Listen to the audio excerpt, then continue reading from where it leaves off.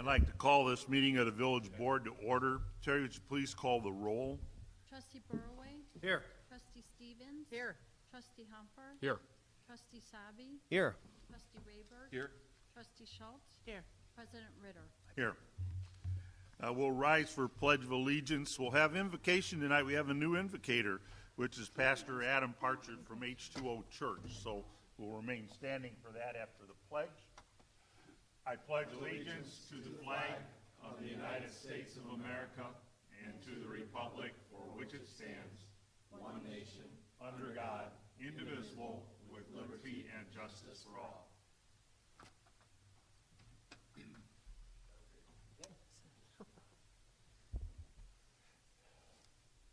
Well, thanks. I was told I could practice my sermon for Sunday, so get comfortable. Let's pray. I want to start off with just a general prayer and then also something special I'll share with you. Let's pray. God of justice and mercy, thank you for your gift of life and the opportunity to serve the people of the village of Carpentersville. Help these leaders to act with character and conviction. Help them to listen with understanding and goodwill, and then help them to speak with charity and restraint.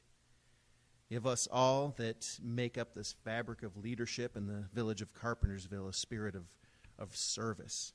Remind us that we are stewards of your authority. Guide us to be the leaders that your people need. And help us to see the humanity and the dignity in everyone, even those that disagree with us. Help us to treat all people with reverence and the reverence that your creation deserves. Finally, Father, renew us with the strength of your presence and the joy to help build this community worthy of those that you have created. We ask this, your sons and daughters, with confidence in your goodness and your love. Amen. And I wanted to read one last prayer, which is a prayer we open our services with at H2O Church, which is also the prayer that Mother Teresa spoke when she accepted the Nobel Peace Prize. And this is the prayer. It says, Lord, make me a channel of your peace, that where there is hatred, I may bring love, and that where there is wrong, I may bring the spirit of forgiveness, and where there is discord, I may bring harmony, and that where there is error, I may bring truth, and that where there is doubt, I may bring faith, and that where there is despair, I may bring hope, that where there are shadows, I may bring light, and where there is sadness, I may bring joy. Lord, grant that I may see rather to comfort than to be comforted, to understand than to be understood, to love than to be loved, for it is by forgetting self that one finds, and it is by forgiving that one is forgiven, and it is by dying that one awakens to eternal life. Amen. Thank you. Thank you.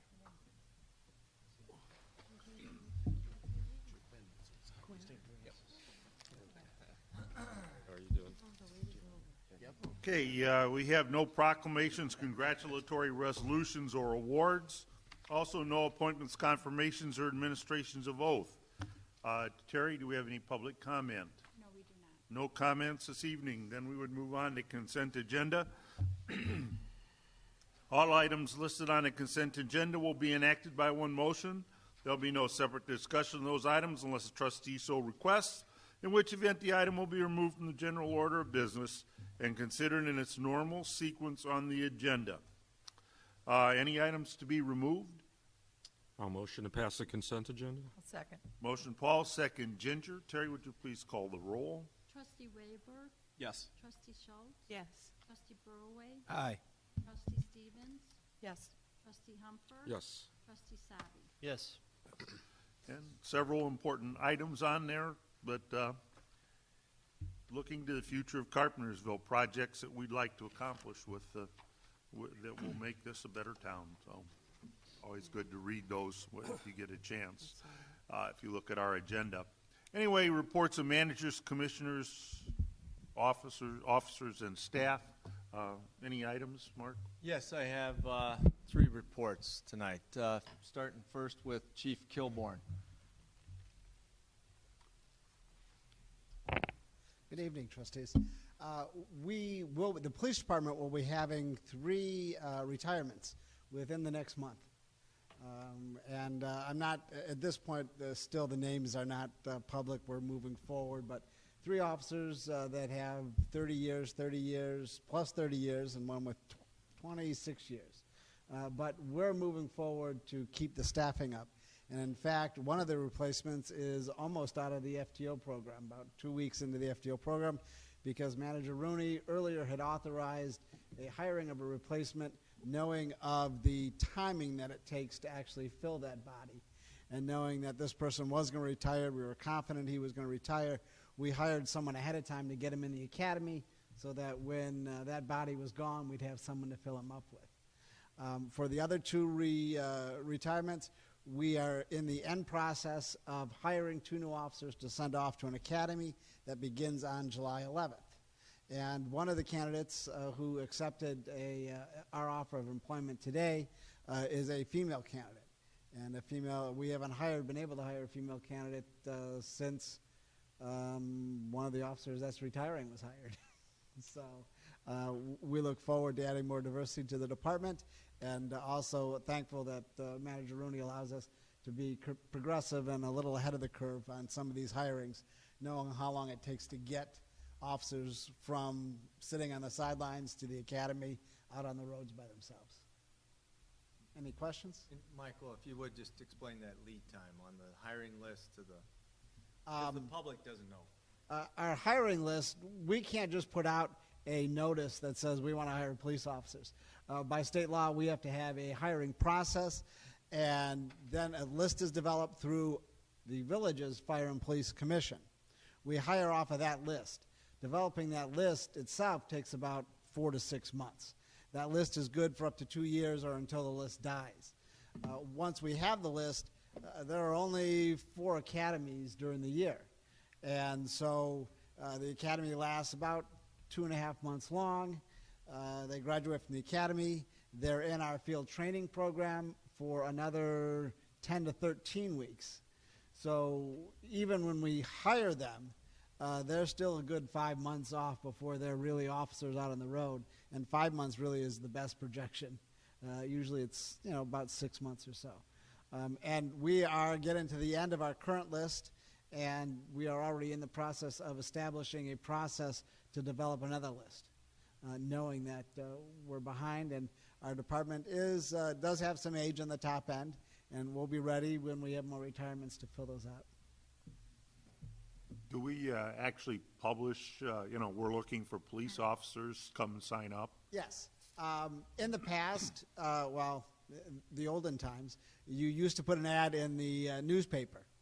And that's like when I got hired, I found the ad in the newspaper.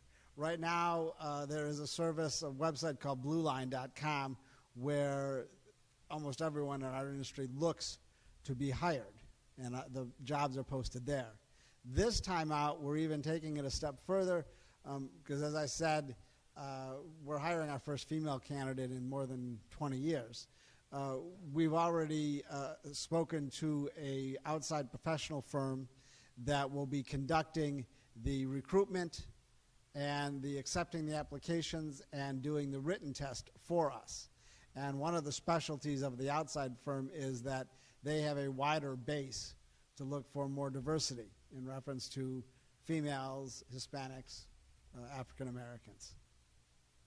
Thank you. So we're going to try to reflect the full diversity of the village demographics. But Anyone else with a question or comment? Thank you. Oh, thank you. Thank you, Mike. at a later date, though, we will bring the officers when it's closer to their retirement to Yes. recognize them for their service. But they've spoken to Michael privately, and they're lining up their official paperwork time period. But Yes. we'll have them before you in a short period of time. Yep. Kevin Gray is going to give us an update on the Carpenter Creek project and some other tree projects, and a future Keith Andrews project that we want you to be aware of. Actually, I think Bob is going to talk about Keith Andre. Keith Andrews. I'm going to give a little update on the Carpenter Creek project. As of May 25th, all the construction activities have been substantially completed. All the earthwork, restoration, seed and blanket, native plantings of all riffles have all been completed. Additionally, we had some some added work to the project. We installed a landscape berm on the cross container property with trees and actually some hackberries, oaks, and evergreen trees for additional screening for the residents along Sedgwick Street. That was not included in the project. We also actually just today they installed some trumpet vine on cross containers fence for screening landscape or for a screening buffer for the residents along Brook Street. One thing that's outstanding is we're going to place some decorative stone. It's basically a field stone cobble from Wisconsin, directly north of the Maple Avenue culvert. We're going to cap some of the riprap that was placed as part of the Maple Avenue culvert, as well as we're going to place it in the creek bed throughout Carpenter Creek as far as we can get. We only have so much funds available to purchase the stones. We're actually going to be installing them using Public Works staff and equipment, so we'll actually get credit back from the 319 grant. So where we stand today, HR Green is actually in the process of they have their surveyors out there surveying the existing what was constructed for the project, all the grades and the contours.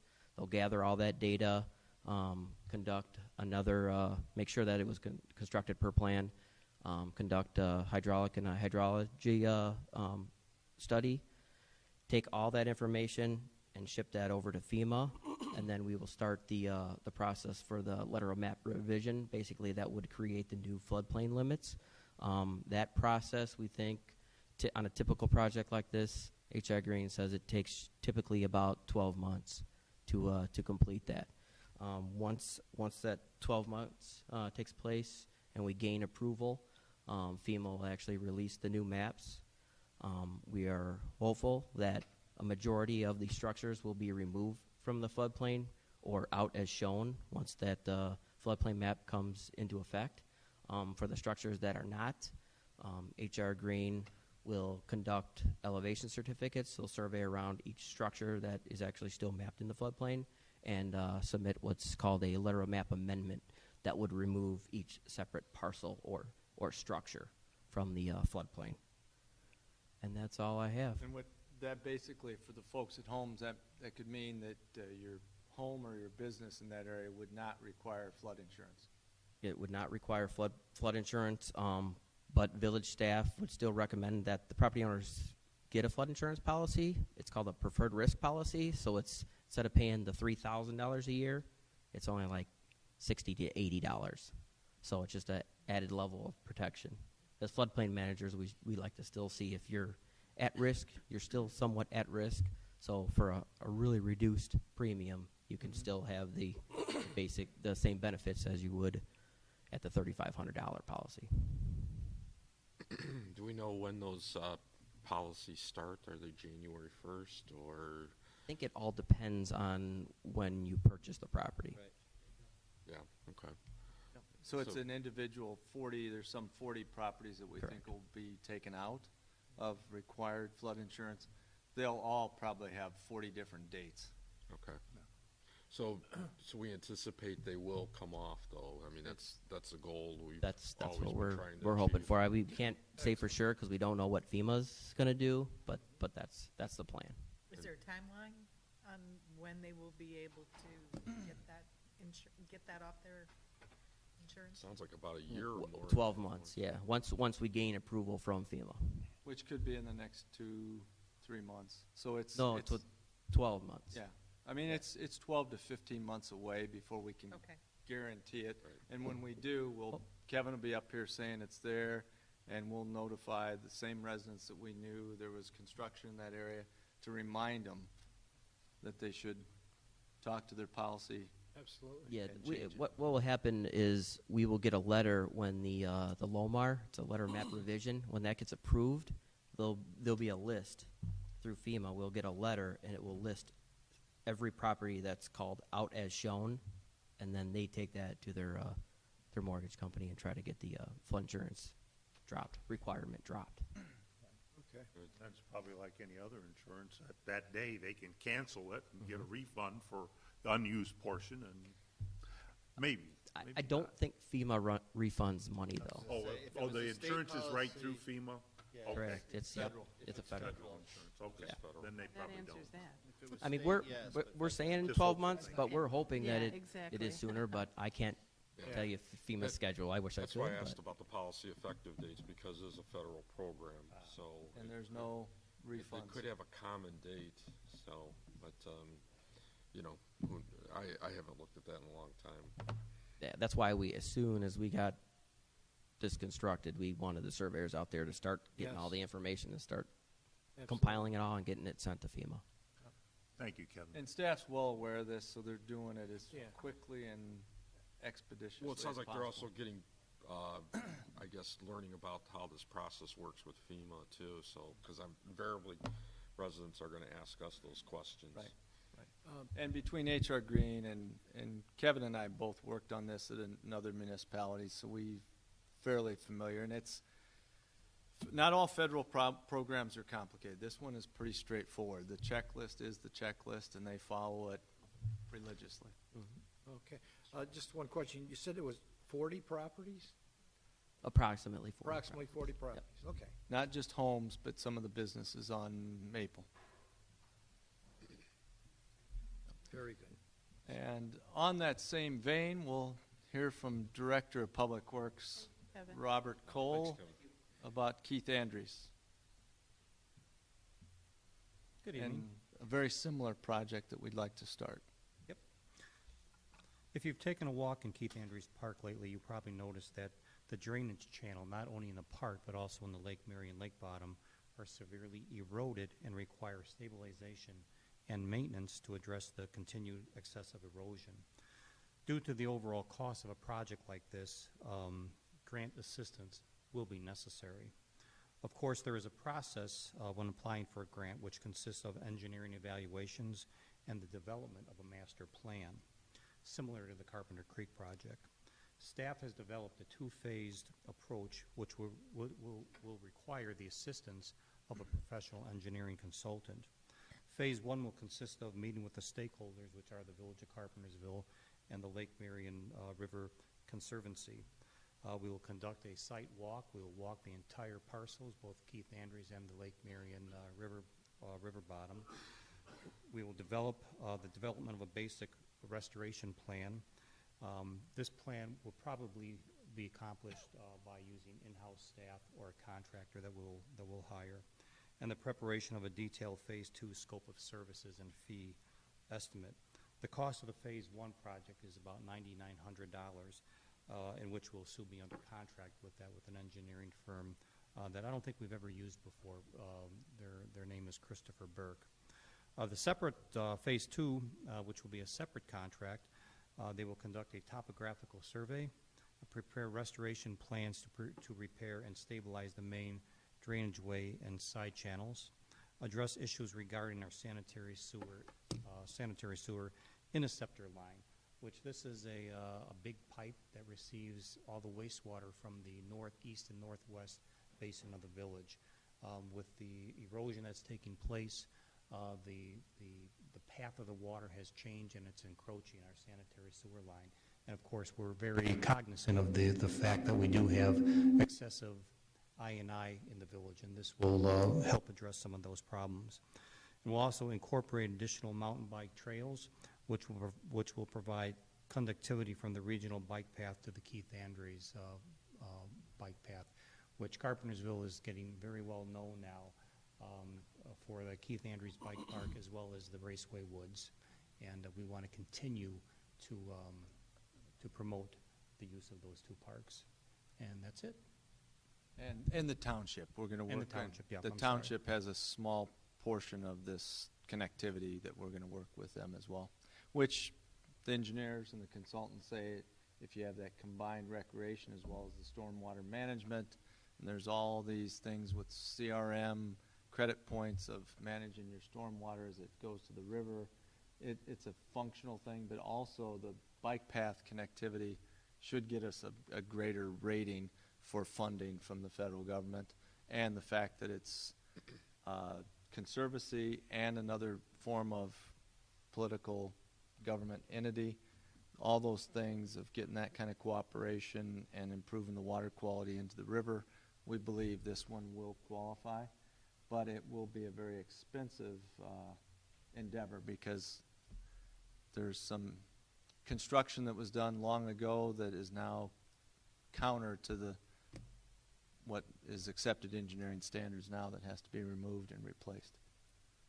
So we will start this process, and then when we get this first engineering report back, as Bob has outlined, we'll come back in fall for funding with next year's budget to fund the engineering for the greater project. Any other questions? This would be another example of something that's been on our village goals that we set every year. We put it on a few years ago, and now it's working its way into reality. Things go on the goals, and then over the years, we get them off the goals and into reality. So, Pat? Well, I just wanted to comment.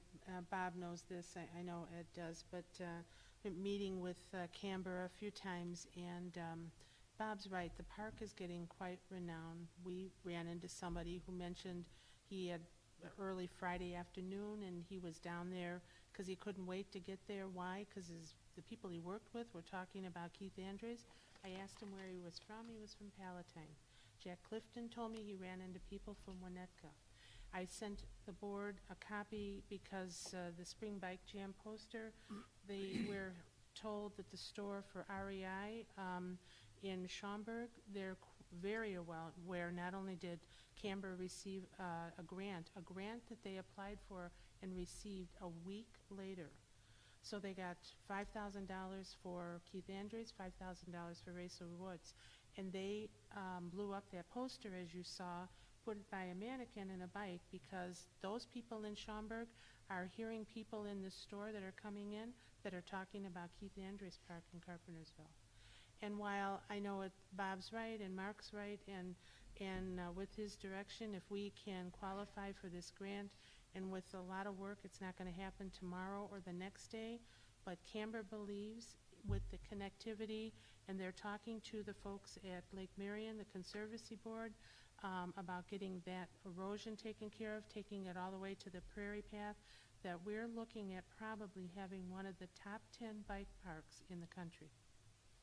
So this is huge for Carpentersville, and it's an opportunity that we shouldn't pass up, except it requires, as Ed said, money and careful planning on our part, because it's not like we have a lot of loose change sitting around that we can do.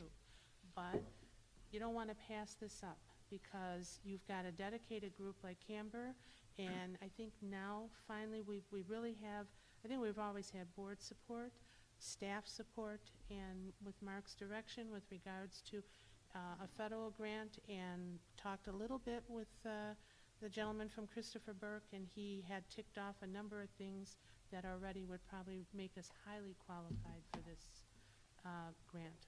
But he did mention, we want to say this, a lot of lobbying goes on for those grants. So, but it's a wonderful opportunity for us, this village. It's already getting us on the map. So, and I think it would be really wonderful to do. And Bob, I don't know if you're mentioning it or stepping out of place here, but that we're going to be there are some trees that are going to come down, you know, that were dead trees that should have been taken down a long time ago, but Correct. you know, we'll be taking down some of We'll those. be taking those down probably in the Yeah. fall. We don't want to Yeah. interrupt all the bikers Yeah. in that Yeah. area. And there may be some minimal damage to some of the jumps, and Yeah, yeah, and we don't want to yeah.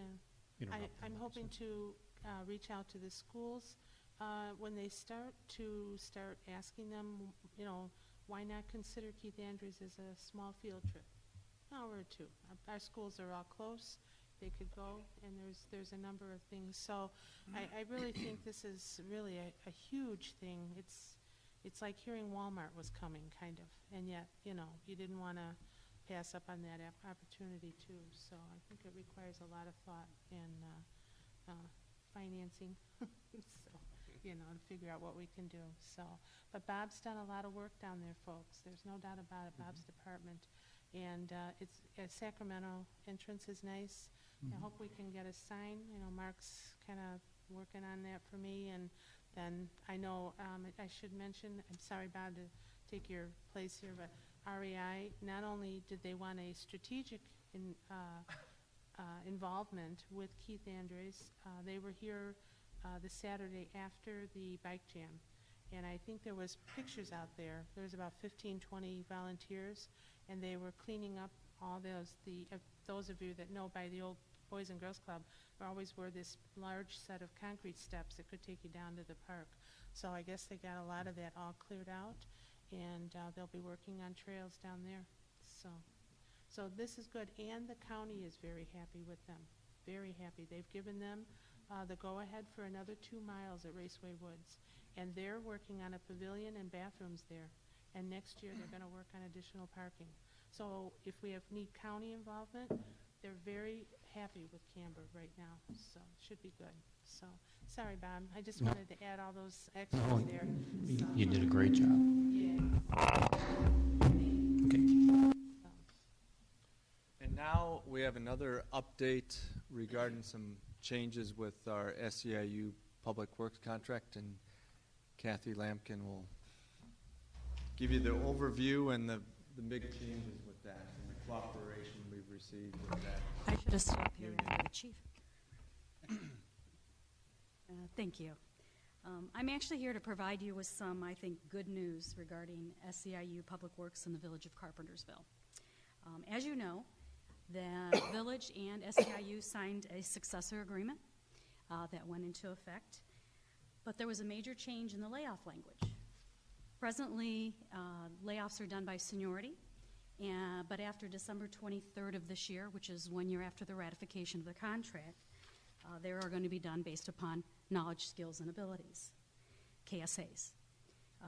We hope that, obviously, after December 23rd, that we won't have to do any layoffs, but if it were to occur, the language is in place.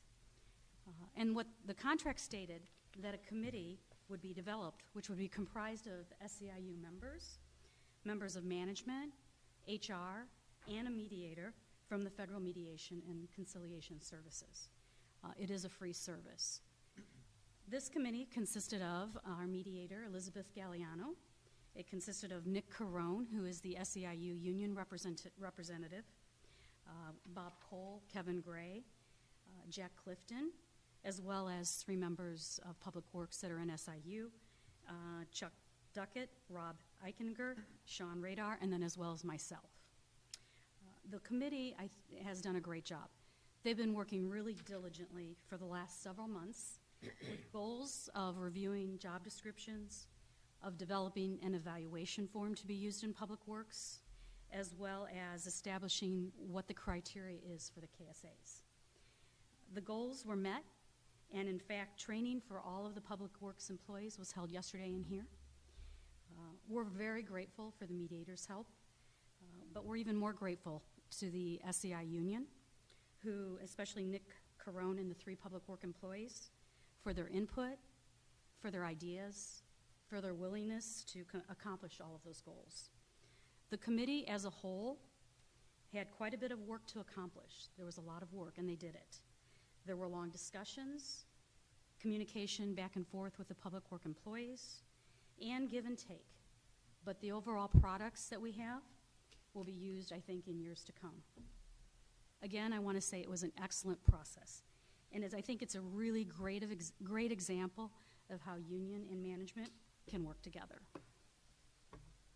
And Kathy is explaining the end result, the beautiful sausage that we now can enjoy. But those who respect laws and enjoy eating sausage should watch neither be made, because it was a difficult, trying process, because there was a lot of distrust up front, because the union felt we were doing it to them because of knowledge, skills, and abilities, replacing the age-old, since the 30s, seniority is ruled in contract negotiations regarding layoffs. This was a major change for them to accept and for them to build on the trust of the management side and go from being imposed upon them to something that they have now embraced for the most part.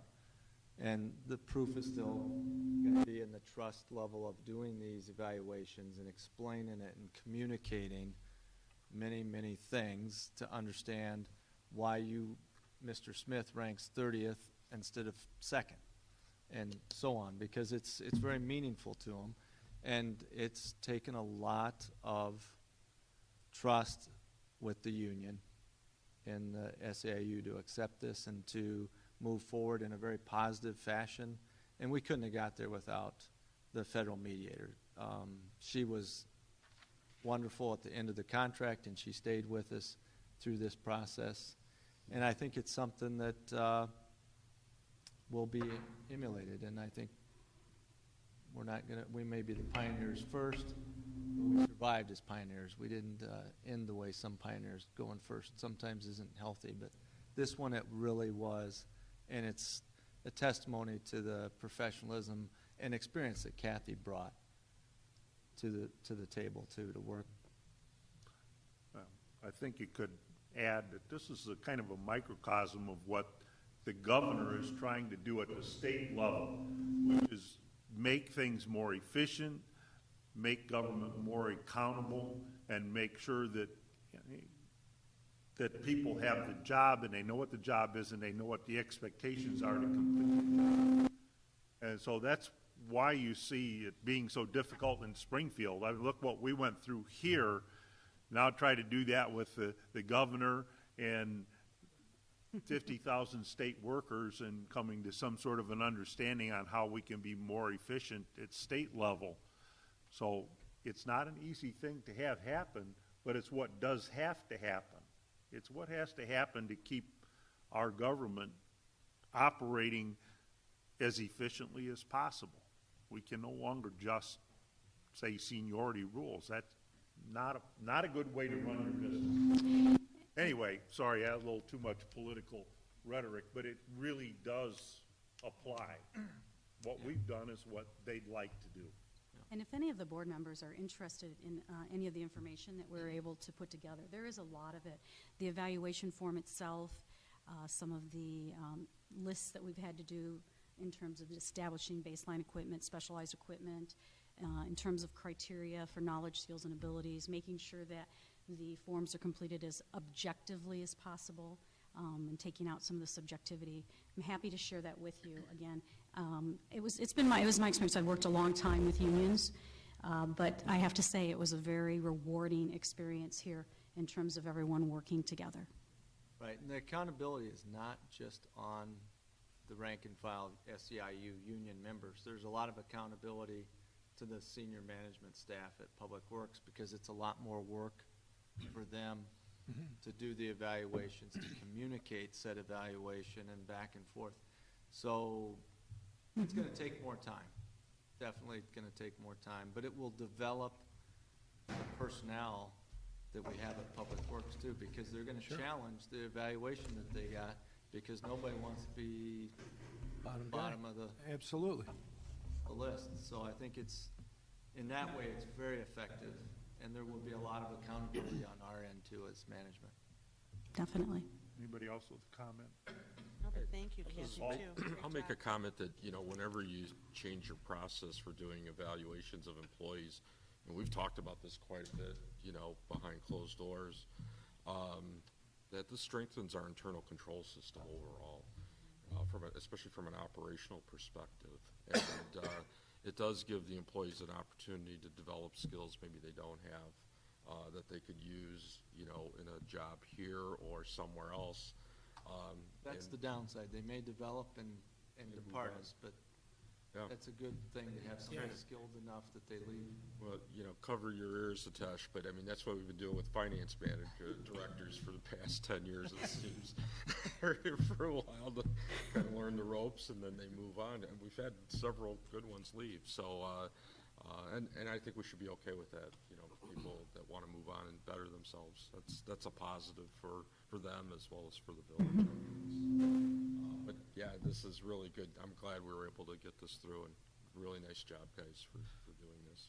And we wanted to plug the feds. We give the feds a hard time. In this instance, the commissioner couldn't have been better to work with. said, it was not a charge to us at all. That's what we like the best. Definitely. You noticed just recently in the Daily Herald an article about our new fire chief and some of the same things happening with the fire staff, where management and labor are working together to decide how things should work, not one side ruling the other, or one side, or union, it's not union rule, it's not management rule, it's working together. And hopefully that's the way our fire department will continue as well. And we'll see improvements all along the way there, just the way we'll see it in public works. Any other comments? If not, thank you very much. And that would You're welcome. conclude Thank you. manager's report tonight, Village President Ritter. Okay, then we would be ready for commissions. Don? Well, we had a Quadcom Jets meeting on the 25th, which was my birthday, by the way. Happy birthday, Don. Thank you, thank you. And, 39, right? yeah, 39 again. Did they have a case for you? No, they didn't, no. But we got some information. We also, I reviewed Beth Heikamp's evaluation, and it was an excellent evaluation. She's the director of Quadcom and handles all of that. She's doing an excellent job, so I just wanted you to know that. Actually, an outstanding job. We got some possible other villages interested in coming into Quadcom, you know, because of the new rules that the state has established, that we're smaller villages and stuff, or they need to consolidate, which is another part of Rounder's plan, to consolidate things to make it more efficient and less costly. So I'm not going to mention the names of those villages, but they're looking into that. Station alerting. Which will lower costs for us. Yeah, exactly, because you got more communities in there, you know, divvying up the pie. It's not huge at first, but over time, it does make a difference. Station alerting, the process, the testing is completed, so that's ready to go online. And waiting for the surcharge. Yeah, we're still waiting for some monies from the state, but I guess there's a long line there, so for jets. And that's it. That's all I got. Thank you. Paul? We did not have an Business Development Commission meeting last month due to a lack of quorum. I had a personal situation where my daughter was in a car accident, so I was not able to make it to the meeting. So there was not enough people to have a meeting. So we'll have one at the end of this month, the fourth Tuesday, and it'll be at 6:30 up on in the second floor. On the 28th. June 20th, thank you. Kevin? Next audit and finance meeting will be June 28th. I believe they'll start off. June 14th, next June Tuesday. 14th. Next Okay. Tuesday. That's Next it. Tuesday. Okay, all right. Business development's 28th. 28th, okay. So June 14th, June 14th for is the next the audit and finance meeting. Finance Committee? It will be, yeah, it's a Well, public I think we're gonna have to move it to here because of the Census Bureau is still using our public works. Yeah. So it'll be at second floor Village Hall. Okay. Very good. Wow. I don't have anything for parks this evening, but our next meeting is June 13th on Monday at 6:30. And I guess we'll have it Public Works, but we're small. We can probably have it in the conference room there.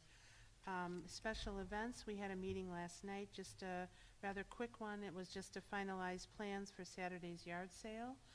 There's still opportunity to reserve a space.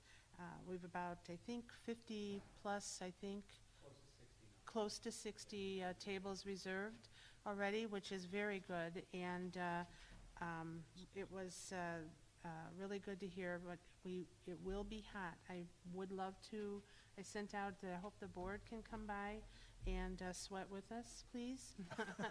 I'm bringing a fan. So, and We'll buy water. yeah, exactly. Sweating to the oldies, is that Yeah, what? well, you got that because that's what's going to happen. Yes. Bob's bringing his iPod, and he's calling it the Bobettes and the One-Hit Wonders. So we'll be listening to that all day. So, which will be a lot of fun. Practicing our So, moves. yeah. Well, I Little you know doo-wop what? in there, It'll huh, be Bob? yeah, A little bit of yeah, yeah, discipline here. yeah. There's some humor. I got you. I Pat, what know. time is that going to start? Well, we're telling folks they can set up as early as, what, 7? And then it really, it kind of It's opens underway at officially at 9 o'clock.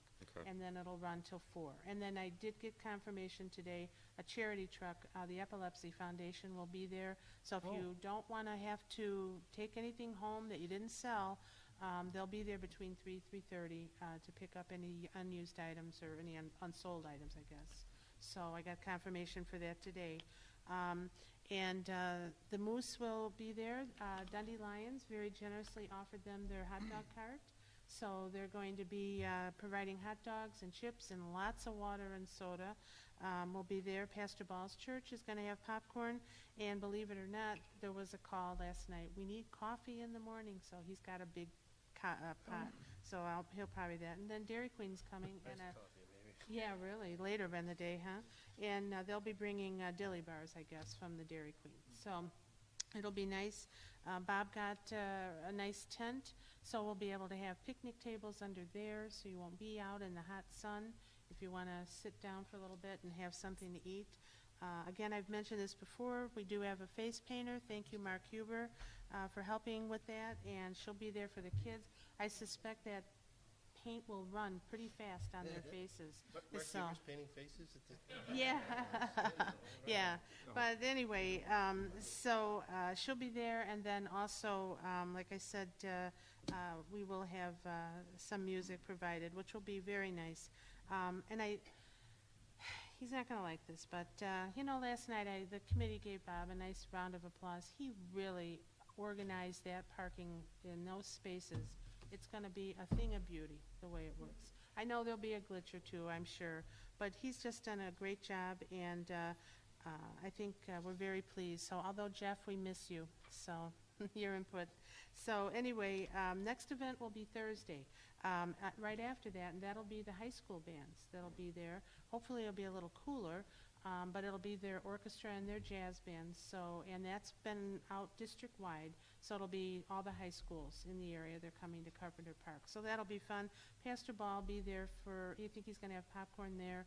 And I think we have somebody is coming that'll have snow cones, too, for the kids. So a little something extra, So again, if you can come on out, Now, sure it'll the be band is going to be on the stage, right? They're Yeah. set up on the stage. Yeah, weather permitting again, So, and I believe it starts around 5 and lasts till about 9, because I believe both genres get a couple hours, I believe, to play. Then I did want to mention, believe it or not, it's coming sooner than we think, fireworks, the 25th here by Village Hall. And I encourage everybody to come. The Civil War unit, several of the guys are coming. They're bringing the cannons. They're going to be firing the cannons at night with the fireworks. So that should be a lot of fun. Your dog is So, already upset. Yeah. My dog's under the bed already. Well, yeah. So, but anyway, so that would be a lot of fun. And then we'll talk more on this later. But Slide the City will be here. So they just sent me a nice flyer, and I've been PDFing that out everywhere. I did want to mention briefly, too, I know Adam's here, but he sent me a text, and the very first movie, Inside Out, this past Friday, they had almost record attendance at almost 500 people that showed up, which is just awesome. Thank you. Right. Yeah, so it's really nice. And, Minions might bring a nice crowd, but I really think the Star Wars, too, we could see a lot more people. So that'll be great. And so it's really kind of heartening to be able to report on these kinds of things. And that concludes my committee report, President Ritter. So. I have a question for Adam. How was parking? Did you have any issues with parking?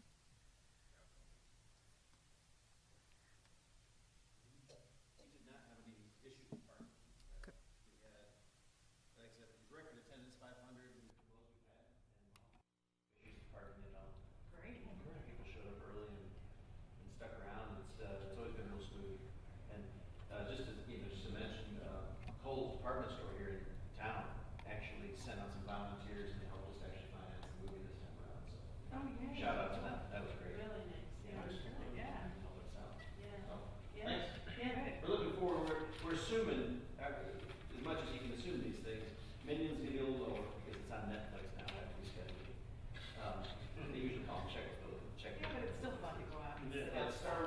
guessing 700 to 1,000. So we're going to be talking with, we're talking with Saturday audio here in town to beef up our sound system for the show. Yeah, and just so you know, the Odd Fellows, Jeremy has a little radio station local, and I've sent him everything, and I've been working with him, you know, for various things, and they've been promoting events here in Carpentersville on his radio station too, including, that's why I kept bugging you for a flyer. So, yeah. Thanks for all your support in us doing that. Okay. Yeah. Excellent. Thanks for doing it. Yeah, Thank you. it's been awesome. Thank you, Adam. Been a big hit. Okay, that should conclude our reports. We have no old business tonight. Under new business, the first item is a resolution approving a memorandum of understanding with the Village of West Dundee regarding land acquisition for the reconstruction of Huntley Road. I'd need a motion. I'll motion to pass this. Second. Motion Paul, second Ginger. Mark, update? I'm going to defer both these items to Hart because he is more pithy than I am. I'll try to live up to that, Manager Reed. Thank you. President Ritter, members of the board, this first item before you, the MOU with the Village of West Dundee, this concerns the joint project to reconstruct Huntley Road from Main Street West. You'll recall, and as outlined in your materials, the two villages have an agreement dated from January 2014 that concerns primarily, or I say among other things, land acquisition that's required for the reconstruction. In working with West Dundee to implement the 2014 agreement, the two villages realized there was a little bit of an inconsistency between the jurisdictional boundaries, that is, who's responsible for maintaining which portions of the road, and the corporate boundaries. It turns out that there are some parts based on older and separate agreements of the road that each village is responsible for maintaining that may not be within its boundaries. And that's the nature of things, as I know the board knows, in areas like this where you've got roadways that transfer from one municipality to another. It's true all over the metropolitan area. What the staff worked with West Dundee to identify a plan to clarify what was intended. And the basics of the deal that is worked out and reflected in the MOU is that Carpentersville will be responsible for acquiring all land for the project that is on the north or northeastern edge of the current right-of-way, and West Dundee will take responsibility for what is south or southwestern of the current right-of-way, without regard to wherever the corporate boundary is. And after that's all done, perhaps if necessary, there'll be some later reconfiguration of the maintenance responsibilities. But at least for now, to ensure that the project for reconstruction can go forward, the staffs of both municipalities request that the respective boards approve this MOU so that we can continue with the acquisition process. And it was an old county road and was transferred to the different jurisdictions over time, and that's why there's some ambiguity to everything. Correct. And President Ritter can assure you that the township supervisor is working very cooperatively with the village on some of the acquisition that is in the township part of the jurisdiction as well. So it's another good example of cooperation with different levels of government working things out for the betterment of the improvement of the area for both communities and the township. Mark and I had a nice meeting with Sue Harney regarding this and also Ride and Cane. And looks like some good cooperation is going to happen all the way up and down the line on both issues. So all to the better. We're getting a lot more intergovernmental things than we ever had before, where we work with other municipalities. Any other comments before we vote on this? Terry, call a roll, please. Trustee Schultz? Yes. Trustee Burroway? Aye. Trustee Stevens? Yes. Trustee Humper? Yes. Trustee Savi? Yes. Trustee Rayburn? Yes. Okay. Next item is ordinance amending Title VI of the Carpentersville Municipal Code as amended regarding the regulation of dogs. I'd need a motion. I'll motion to pass this. Second. Motion Paul, second Pat. Thank you, President Ritter, members of the board. I'll be even shorter, I hope, with this matter. It's the amendments to the village's dangerous dog and vicious dog regulations. You've discussed this at prior meetings. We have updated the ordinance pursuant to your direction last time we discussed it.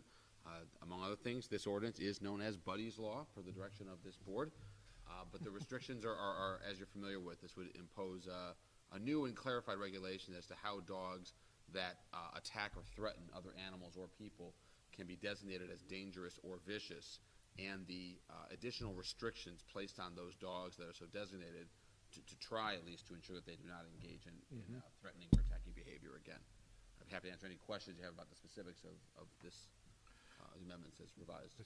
Paul, why don't you tell us where the buddies Sure. came in? We had a resident that contacted us who had a dog, and his neighbor's dog actually came into his yard and attacked the dog, and didn't kill the dog, but you know, the Buddy wasn't really doing too well after he was attacked.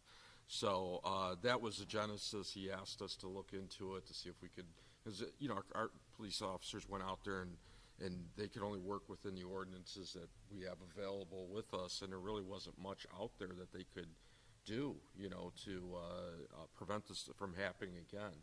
So he asked us to look at it, and this was, what, maybe 10 weeks ago? I mean, you know, we've had a lot of discussion on this after meetings where we have our meeting of the whole, and everybody got a chance to, we looked at this pretty closely twice and decided that the language that's in this current ordinance is sufficient in that, you know, we addressed some concerns without naming a breed of dog.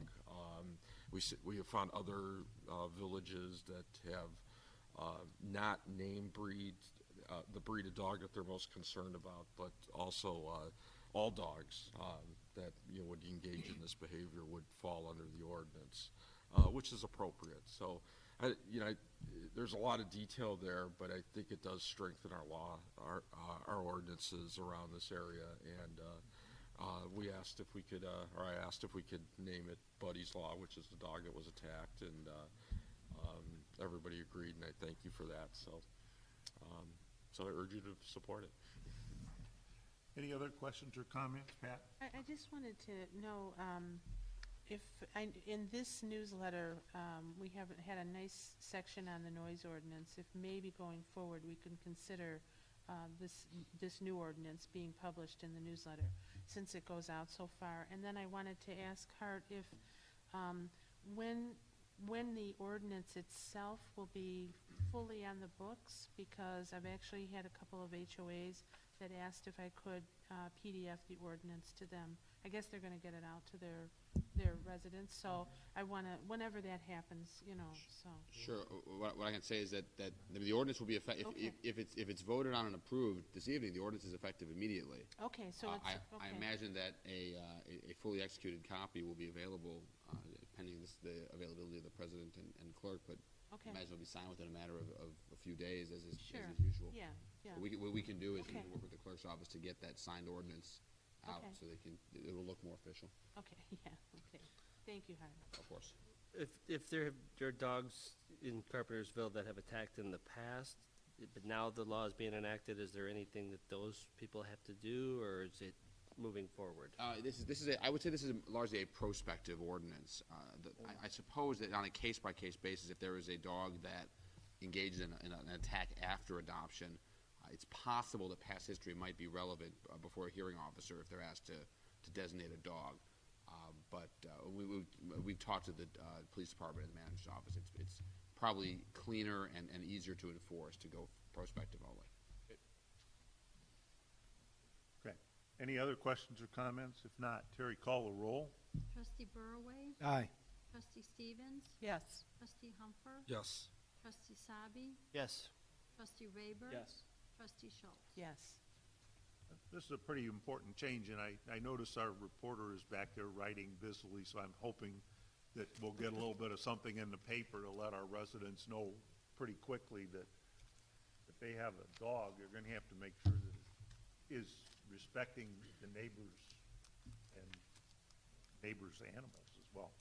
Anyway, thank you very much for that, and now we can move on to trustee reports. We'll start with Paul this evening.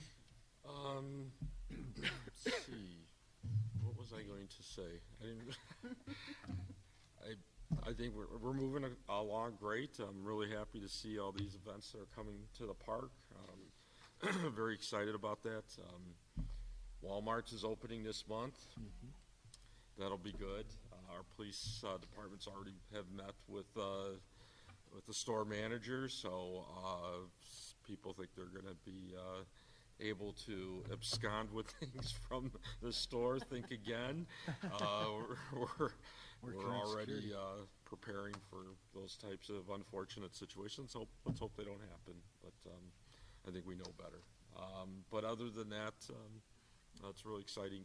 It's going to be a good summer. Yeah. So looking forward to it. And I guess I would just bring up one other thing I've had. I get stopped a lot at the store about what's going on at the village, and I constantly get really nice comments about the police department. They're visible, they're objective if they catch you doing something, and it was good to hear. And so, Michael, I just wanted to give you and your department kudos for those positive comments that I've received. So that's all I have. First of all, I bought my Slide the City tickets this week, so I don't know if everybody else has bought theirs, but the first round of price raising has gone up. The pre-sale was the cheapest price, but there's still benefit for buying now. And you just go on the Slide the City website /Carpentersville. It's very easy, and there's a lot of different options depending on how many times you want to slide. So, and then also the Carpentersville Fire Department is selling T-shirts that recognize all of the branches of military in the United States. And you can contact the fire department and get those, and the proceeds go to local disabled veterans. So it's a great chance to get a really nice shirt and do something for local veterans as well. So that's all I have. I'm just excited to see the dog ordinance passed tonight. That's something that's been on my to-do list since I was elected. It's something that we needed to address, and this is a great way to do it. I think it addresses pretty much every corner, every aspect of what could be considered a dangerous dog, how they should be dealt with, fences, everything has been incorporated into this. I think it's a really solid ordinance, and I'm glad it's on the books. That concludes my report. Well, I attended the Spring Hill Bike Jam on Sunday, the 29th. It was a very nice day. I was there with President Ritter. I think they said they had about 135 people. Red Bull, I think, was sponsoring again. I guess Ed and I missed him. There was a representative from REI early in the morning there. And the Andres family, what members are here? His sister lives out of state. Camber offered to buy her a ticket to fly in on their through them, but unfortunately she had another engagement. But there was about, what would you say, Ed, four or five members there. Very pleased. Yeah, very pleased with the park, and we had Officer Pilarski, and I apologize, Mike, the other officer, Stankiewicz, was there. They were on their bikes, and the kids, I think, were kind of happy to see him. I know one little kid kept saying to Officer Pilarski, "Is that a police uniform?" Because he had more like the shorts on. And then finally he said, he kept saying, yeah, and he goes, "Well, is that a taser?" "Yeah, that's the taser." Oh, suddenly it all came into light. It was an official uniform. So anyway, it was fun. The kids, it was unbelievable. Ed can tell you there was a long line up at the starter hill to go down all those paths, and it was really nice. And I was really pleased. I thanked Camber. We had a brief conversation. You know, sometimes you change things and then a corporate entity or something is decided that you have to rename the thing. I have this conversation with my son over the Sox part. He's a Sox fan, and he can't stand it that they call it Cellular Field. Yeah. But Camber they kind of invited that family, and they are committed to keeping it the Keith Andrews Park in his memory. So I thought that was really nice. I thanked them for that. And then, as I mentioned, REI was there the following Saturday. They were doing a cleanup, so that was kind of nice. Then I'm going to say just briefly, Ed, after the bike park, Ed and I went over to, we have a new ice cream parlor in town. It's the La Alcancia shopping center that's on Route 68. Mr. Rivera owns it and had invited Ed for the ribbon cutting. I'll let him explain all of that. But there were a good many people there, and we got a little sample, and they make gelato ice cream. And they had like 2 cases of flavors, I think, and then there was like an L shape, and then there's 2 more big cases, and they're all homemade fruit bars and ice cream bars that they do there. So I would encourage everybody to stop in there because they did a great job remodeling. So, and then, but Ed can talk a little bit more about that, but we wish him well. So I really do. I'm sorry? What's it called? You know what? I'm not sure. It's in that little grocer that's there. They pushed in, there was like a little police station and I think another building they kind of pushed into there, Jeff, and expanded it. So the ice cream is like in the back of the shop. But they have some seating outside, some seating inside. So, and really nicely decorated. So, you know. You know, it's nice that we've got a little parlor like that here in town. Then I attended the Silverstone Neighborhood Watch discussion on June 1st. Was held here in the Village Hall. And typically, you know, you see this. I walked around the doors and my jaw dropped. The seats were packed. There must have been 100, a little over that. I don't know. There was quite a few here. And it was really great to see. Officer Pilarski kind of conducted the meeting. He explained Neighborhood Watch. He brought some things to show them. He patiently listened to all their questions concerned. They've had a little incident down there, but they were very pleased. Again, as Paul pointed out, the police were right on it. Our K-9 unit was there, and now suddenly they all want to buy Blitz a bone, you know, so as a thank you. So, and but I had another meeting scheduled at 7, and I was just going to stay a few minutes and then head on out to the other one. I wound up staying here like an hour and 15 minutes because it was really great comments, and you had condo and the townhouse people here, all kind of talking together, and Joe mentioned that, you know, sometimes the police say, well, do you know when your neighbor's home? And people say, no, I don't know my neighbors. And so he suggested a block party, and I've since talked to the condo president a couple of times, and I think that that's going to happen this summer for them. They're going to cordon off one of the roads, and they're going to have a block party for everybody down there, which is really nice. Great way to meet your neighbors. So a lot of our neighborhoods should be doing that. So it was a really good discussion. I was glad to see it all. I went on another ride-along with community development, and it was very interesting. We were in the Morningside section for a little bit, our townhomes that are there and some other parts, and I wanted to thank Mark Huber always for your patience and my questions, and so also for Rick Mattern and Kevin Duda and Craig Martin for accommodating me. So it was very interesting to take the ride. There'll be a summer kickoff party in Foxview. Pastor Ball's having it Friday night about, I think around 5:30 or so. There's a big open field when you go into Foxview where the signage is. I think that's where they're going to have it. They've got games planned for the kids. It's another kind of bringing the neighbors out to meet each other and hoping to pull that community together as best they can. I know they'll have food. He said there'll be some music. So, you know, that'll be Friday night. And then I still am working with Pastor Ball on a Carpentersville clergy committee, and so far I've got about 9 churches on board. So, which is a lot more, it's a little further along than I thought I would be at this point. So this will be an opportunity. I have talked to Manager Rooney with his permission.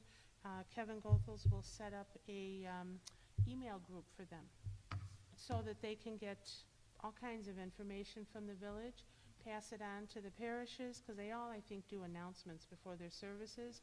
Certainly all of them, as I talked to them, mentioned about the events, talking to them about engaging the residents. Everybody wanted the flyers. So I've been sending those out, and I've got waiting for 2 callbacks, and I've probably got about 3 or 4 more churches that I'm going to hit up, and I think we'll have a nice group. And Pastor Ball wants to call it, like I said, the Carpentersville Clergy Committee. And then later on, he would like to, he'll work on maybe setting up meetings occasionally for them and maybe doing what he calls some interfaith community projects, works, events here in the village. So it's another nice building block, I think, for Great job, everything Pat. that's going on Nice there. job. Yeah, so thank you. Excellent. So, and then lastly, I know I'll probably say this again, and I'll probably pop in, and I was teasing last night, the committee, Bob took us into the sign shop, And first time I met Spence, I said, "I'm Trustee Schultz," and yeah, I've heard of you. So,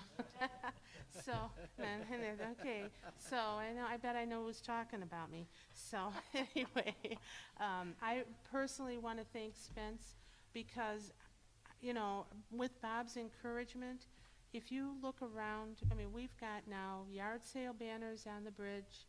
Bob, he showed us the yard sale is going to be so nicely laid out with signs. The registration table even, nobody's going to have a big marker kind of thing. And there's just so many things that I think that Spence is doing, and I think it promotes our community, our public awareness of the village departments when you had like the public works banners up there, and then the police banners, and certainly our events. So he's really a wonderful asset for this town, and just doing a great job. And then I wanted to say thank you too to Michelle Rodriguez, Bob's admin there, because I call up, I need more flyers. Okay, so she's been just doing a great job. I sent her all the PDFs, prints them out, and then I can get them all distributed. So, and lastly, I just wanted to mention the newsletter that came. And I know Paul was around too when we had these in audit and finance. We had a few more, but we had to cut back due to budget constraints. I know there was talk about getting rid of them altogether, but still, when you see like this, you've got the Flint, Michigan crisis, which I think was a wonderful thing because there's always a lot of questions about your own community. Then you've got the special events, all of our projects that are coming up, and then the celebration, I guess, we were awarded the Tree City USA again, which was very nice. And then as you just look through, the outages, the potholes, there's just so many things that are in here that I think are really important, including the back page for, we're still having our Butterfly Monarch program. Planning season will be done soon, but those packets are still available. And I just another nice way to get things out. I really, I think it was still a worthwhile endeavor, as I do with videotaping our meetings. So, and that would conclude my report. Thank you.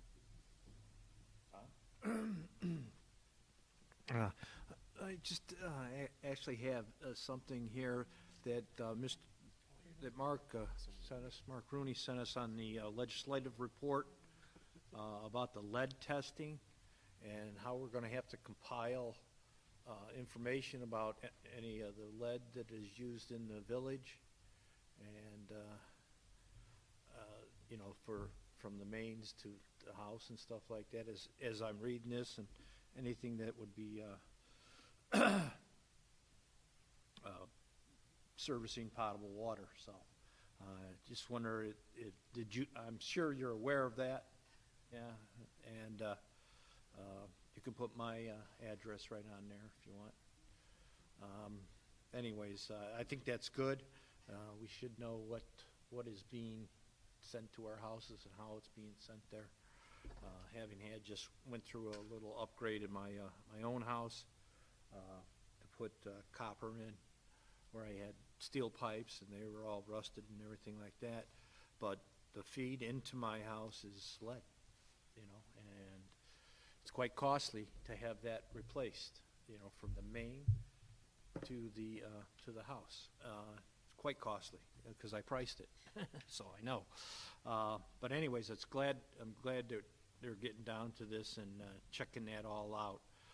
Clean water is such a big issue nowadays that we have to make sure that we're taking care of that. Other than that, the fishing report from Wisconsin wasn't too good this time, Kevin. Sorry.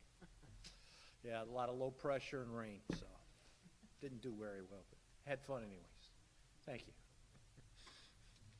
Andrew? Well, the tough part about going last is that so much has already been explained. Pat went on for an hour. Thanks. I'm kidding. More than 20 minutes. I stand corrected. No, I did attend the meeting that she talked about last night for the parks. We were getting all the last minute details finalized, and Still, we had a few more ideas to toss out that will help for Saturday. So, and as she said, Bob has done a fantastic job getting all the logistics set up. That's what he says. But I think it'll run a little smoother. There still may be a bottleneck out in the street, depending on how fast people start piling in. Bob says no bottlenecks. But I think the layout's a little different this year. I think this is our third annual. Yeah. Mm-hmm. And each year we've set it up a little bit differently. So we'll compare to see how this one works compared to the others. But parking should be smooth. People, please don't forget to bring your own canopies. It's going to be hot, but no rain. We're going to hold off on the rain until later, after 4 o'clock. We hope. There'll be, if you're in the past, I know that some of the vendors have brought their own coolers with water and pop in them. So please continue to do that. Although we'll be selling that, but there's still plenty of spaces. We've got almost 60, or definitely 60. Wow. Definitely 60 people so far, vendors registered, and we've got until Friday. We're taking registrations till Friday, and you can still come on Saturday and pay $5 more for your registration. So it kind of behooves you to sign up by Friday, but we'll take you on Saturday as well. So I think in the past we haven't pre-assigned a space, which we're doing this year. So if you've registered and paid, you'll get a space number. So when you pull in, just park, go to your space. I think it'll be fun. We've got some little tweaks that we did this year. I think the face painter is going to be fun. Mm-hmm. Which is going to be there 2-3 hours. Yeah, 3 hours, I believe. 3 hours. So we look forward to that. Look forward to the music. We didn't have the music before. So you still need to register. You can go on to the village website and click on the links there. And I guess that's all I have to say. 20 minutes is over. And Paul kind of mentioned it there briefly when Pat was reporting, but Pat has gone so far above and beyond in her work with summer events. It's just, every time I see her, she's contacted 3 new groups, or she's been to the school, or she's been to the library, she's been to the Historical Society. It's amazing, Pat. I don't know how you do it. I know the one time you said you were just coming and going, and you didn't, you're looking through a dozen appointments that you still had. It's been amazing, Pat, and I hope you don't wear yourself out. But you and your committee are really doing something. All of our chairmen do a great job with their committees. The business development is going along really well. Audit and finance is doing real well. Pat's 2 committees the committees have been a great thing for Carpentersville. I'm glad we started them, and I think they get participation from the public, and they also get us a lot of citizen voice. So it's been a very good thing. Could I just say one thing to what you said? Sure. Though people that I'm contacting, I have to be honest, they're, like the Historical Society, they all want to work with us, which is really wonderful. I mean, there's no, I don't know, Carpentersville kind of thing anymore. They all are very happy to work with us. So it's been a real pleasure, making these connections. Sometimes there are a lot of people that want to work. The secret is just to ask them. Right. They don't come forward on their own. Mm-hmm. You have to say, hey, would you like to do this? And you find that people are very willing. Yeah, but you're willing to ask, and so you're unbashful. I don't like to ask people for favors. I'm not. But you're not bashful, Pat, and that's the perfect person for the job you have taken on. Well, anyway, I'll move on. No, Raceway Woods, Keith Andres Park. I hadn't been there in a while, and it's amazing how much is there in terms of biking activities. There's a pump track for little kids, kids on their little tricycles or even training wheel bikes can go around and try the different skills. And then they have 7 different mountain biking courses, from very simple with turns and things all the way up to class 7 with a 12-foot jump off of a hill. Several of them, and real difficult turns and drops and all kinds of stuff. It is a multi-level course for anybody from a beginner to an expert. And in addition, they now have kind of what you would call regular biking paths, where people kind of wind through the trees. You have a downhill path, and you get to the end, and you can circle back, and you go up. And it's kind of more of a leisurely biking, but with a challenge. And they're now going to, the next goal is to have 2 more of those downhill trails, so that now not only do you have one trail and then a loop back, but then you can go on a different trail, and you can go on a different trail, so you eventually could go on 2 miles of completely different trails on there. And they're going to complete a walking path around the entire outside of the park. That one's down the road. They have all kinds of goals, but the park just keeps growing in leaps and bounds and gets better and better and better. So I like to call it Carpentersville's hidden gem, because as people find out about it, we'll get more and more people here. And when we connect it to the bike path so it's easy to get to, you're just going to grow and grow and grow. You know, Ed, I didn't mention, Mike asked when you were giving he gave a nice speech to everybody that was there, and Mike, he mentioned out-of-towners, and Mike said, how many of you are here from out of town? That was just that day, and the whole 135 weren't there. They were coming and going, so a smaller group. There were at least 10 or 12 hands that shut up. That was just on that Sunday, from out of town, so. Anyway, I know you guys hate to hear my slogan, but don't blink or you miss something good happening in Carpentersville, because every week we have something good to report that is happening in this town, and I am not afraid to tell people about it. And the other one was the ice cream store. And we shouldn't call it an ice cream store. It really and truly is a gelato store, and they make it all right on site. All the ice cream bars, all the ice cream. They make their own mixes. I happen to have one that was a Ferrero Rocher. I can't say that quite right, but the Ferrero Rocher candy was chopped up and put into it, and all of the flavors were picked and made right there. So it's a pretty unique place, and so I like to say gelato comes to Carpentersville, because there are a lot of people who like gelato. Yes. And this is pretty I'll have to put interesting, that because it's down. all gelato. And with that, the other one, and Carpentersville has crime just like any other town, but the amazing thing is how quickly our police are on top of a crime, and how often they solve the crime within a reasonable amount of time. A lot of it has to do with community policing. I know that there was a point in time in the past when residents didn't talk to police.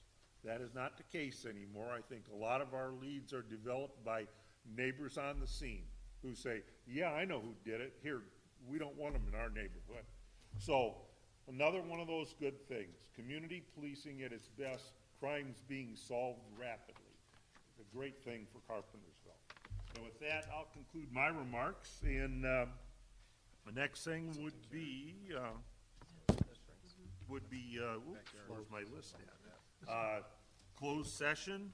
We have section 2C1, 2C2, 2C5, and 2C6 of the Open Meetings Act, and to discuss in closed session. I need a motion to move to closed session. I'll motion. Whoop, there was I'll first second. for My Ginger shadow. and second for Don. Fine. And Terry, call the roll on that, please. Trustee Stevens? Yes. Trustee Humper? Yes. Trustee Sabi? Yes. Trustee Rayburn? Yes. Trustee Schultz? Yes. Trustee Burroway? Aye. The Navy, you've Aye. been saying I don't know. Yeah. It's kind of nautical, isn't it? Maybe it's all that time you spent in the fishing boat. All right, we'll move to closed session.